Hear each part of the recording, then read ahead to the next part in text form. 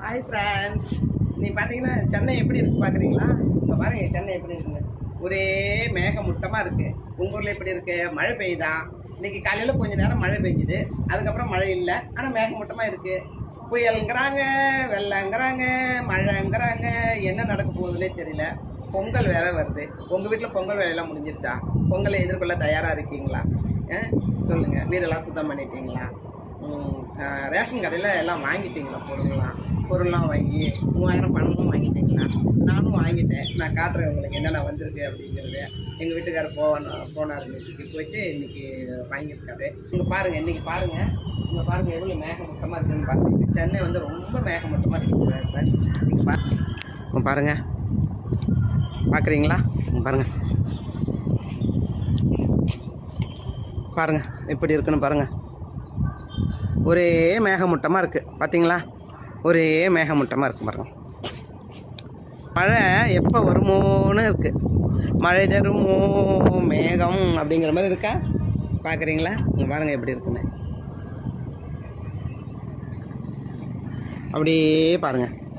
உங்கள் ஊரில் எப்படி இருக்குன்னு சொல்லுங்கள், கமெண்ட்ஸில் சொல்லுங்கள். உங்கள் ஊரில் மழை இருந்ததுன்னா கமெண்ட்ஸில் சொல்லுங்கள். அப்புறம் யார் யார் சென்னையிலேருந்து ஊருக்கு போயிருக்கீங்க? ஊர்லேருந்து யாரெல்லாம் சென்னைக்கு வந்திருக்கீங்க? நான் ஊருக்கு போகல. இந்த வாட்டி பொங்கல் நாங்கள் வந்து இங்கே சென்னையிலேயே கொண்டாட போகிறோம் பிள்ளைங்களோட.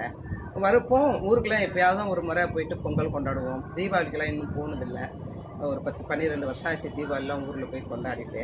நாங்கள் இங்கேயே கொண்டாடுறது பிள்ளைங்களோட. ஏன்னா பிள்ளைங்க ஒரு நாள் தான் லீவு. அது எங்கள் பிள்ளைங்களை இழுத்துட்டாங்க போகிறது. டிராஃபிக் நிறையா இருக்கும். இந்த சென்னையிலேருந்து தாண்டி திண்டிவனம் இல்லை, நம்ம செங்கல்பட்டு தாண்டுற வரைக்கும் செம்மையாக இருக்கும் கூட்டம். டிராஃபிக் அப்படி இருக்கும். எல்லாம் என்னமோ இன்றைக்கே காலி பண்ணிட்டு போகிற மாதிரி போகுங்க மக்கள். ஊரையே காலி பண்ணிட்டு போகிற மாதிரி போகுங்க.